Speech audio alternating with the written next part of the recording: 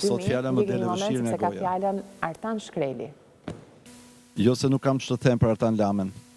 Përkundrazi, çdo kush prej nesh ka shumë. Po se dhimbja ma zë fytin dhe ma shtrëngon zemrën. Se edhe e sotmja, sikur se ditën kur morën vesh se Artani nuk do jetë më me ne, është nga ato fletë që nuk do doja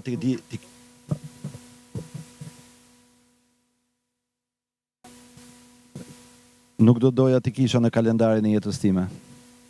Se sot nuk po ndajemi vetëm nga një mik i afërt, po dhe nga një pjesë e vetes son, nga një pjesë e ekzistencës son me një njeri të bukur si tani. Më ra mua shortja ta mbaj këtë fjalë për një koleg dhe kamarad të jashtëzakonshëm. Për një burr që nga urtësia e thellë e gjykimit dhe nga karakteri i vrrullshëm që kishte, nuk i ngjante askujt që njoh. Lamja ishte unik. Ishte kolonjari krenar, djali i madh i dashur i prindër.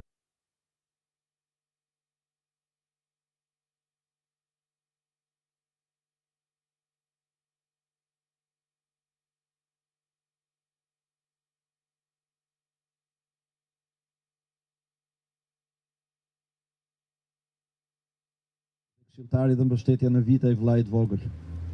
Studenti kurioz i inxhinierisë ku mësoi metodikën universale dhe mekanikën e detajit. Bashkëshorti i përkushtuar i Mirelës, shoqes son, dhe babai i dhëmshur i Lisjas dhe i Arbisit. Ishte koleksionist i erudit i çdo shenje dhe nishani, civil e ushtarak, që shteti në Shqipëri ka krijuar që nga lindja e tij, mandi që në embrion, kur ende nuk që më vetësuar nga sfera gravitacionale osmane. Ndoshta i pat dytë, si i madhi Lame Kodra.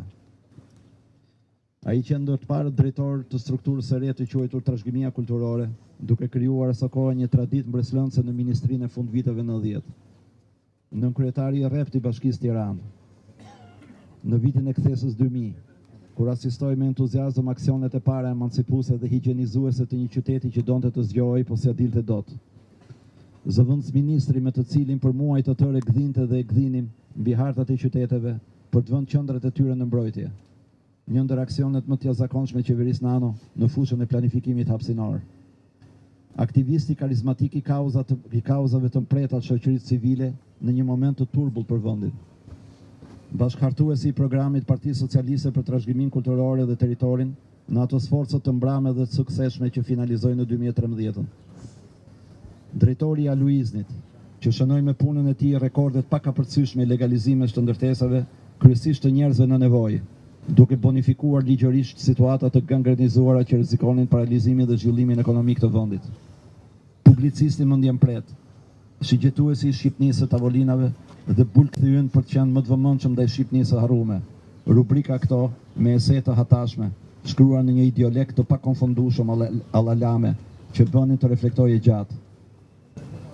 Drejtuesi i ASHK-s, në një punë me tension të vazhdueshëm, në reformim ligjor dhe administrativ, gjithnjë në shërbim të kujtdo që me sa mundej, me zemër të hapur, zemër e cila mbajti pesha që i takonin dhe nuk i takonin, dhe që u përball jo rrallë me presione nga çdo anë, anash, lart e poshtë, indiferencë dhe moskuptimsi, duke lënë gjurmë fatale dhe në shëndetin e tij. Hartuesi i shumë akteve ligjore e nënligjore, ndonse nuk që detyrë e tij, në shumë çështje dhe paradigma legale, që nga ligji për trashëgimin e deri tek ai mbrami për dekoratat në Republikën e Shqipërisë, kundërfuti vetështjerash dhe koncepte evropiane të kancelerisë së urdhrave dhe medaljeve, dhe kustodin që sipas një tradite thuajse të harruar e quajti komandar, komandarin e urdhrit suprem të Shqiponjës. Krijuesi i muzeut më të fundit të këtij të gardës, me medaljet, kartmonedhat e monedhat, uniformat ushtarake, armët individuale, pajat institucionale, qendrore e lokale, sportive, social-kulturore, dokumentat unike, vullat e simbolet, flamujt dhe stemat, imazhet ekskluzive, grafike, fotografike e kështu me radhë pafund. Muze që pret përfundohet ad postum nga ne miqtë e tij, sipas vizionit të tij, me artefaktet e mbledhura nga ai. E këtu nuk po zgjatem për librat dhe studimet specifike të Lames, që janë këtu. Burimet vetë me referimi për albanologët e huaj dhe koleksionistët ndërkombëtar, premiuar me çmime prestigjioze si Book of the Year fituar në Londër 2010, e as për medaljet e honorifikat që ka marrë nga ambasadorët akredituar tek ne, e deri te presidenti i Republikës me rastin 100 vjetorit pavarësisë. Lame ishte të gjitha këto. Cili prej nesh ka qenë kaq shumë gjëra, me kaq shumë shtresime dhe kontribute, e me kaq shumë cilësi. Sa më takon Lamja nuk ishte thjesht një mik i ngushtë. Ai ishte vllai im, jo prej gjaku, por prej jete. Kemi kaluar bashkë shumë dekada, në punë, në debat, në ide, në net të gjata bisedash për Shqipërinë, për Princ Vidin, Zogun, historinë, për çmenduritë dhe për dashuritë tona të përbashkëta. Pastaj për arkitekturën, kulturën, për qytetet që kemi dashur si fëmijët tonë. Artani ishte i jashtëzakonshëm, i paepur në pasionin e tij për trashëgimin, i papërkulur përballë kompromiseve që nuk i duronte dot. Kishte lidhje intime me historinë jo vetëm si studiues, por si njeri që e ndjente thellë, që donte t'i kthente çdo tullet vjetër identitetin, çdo simboli të harruar respektin, çdo figure të nëpërkëmbur dinjitetin. Dhe nuk e bënte për lavdi apo për duar trokitje. E bënte sepse ishte kështu, i ndershëm deri në fund, kokfort kur e kërkonte e drejta, fisnik në heshtje. Kam punuar me të, kam debatuar me të, kam qeshur dhe jam zemëruar me të, siç ndodh mes vëllezërve. Po kurrë nuk kam dyshuar në pastërtinë e qëllimit të tij, për thellësinë e mendimit, për dashurinë e tij të pakushtëzuar ndaj Shqipërisë. E kishte zemrën e madhe dhe të lodhur, një zemër që dha shumë më tepër se sa mori, prandaj kush ka qenë pranë tij zotron një pjesë të zemrës tij. Ai e jepte pa kursim edhe kur ndjehej më njanuar.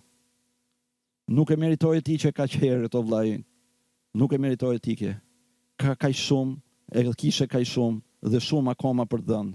Por ndoshta Zoti ynë, si kishe qejf ta quaj, i kërkonte më shpejt pranë vetes njerëzit e mirë, të urtit dhe të ndershmit.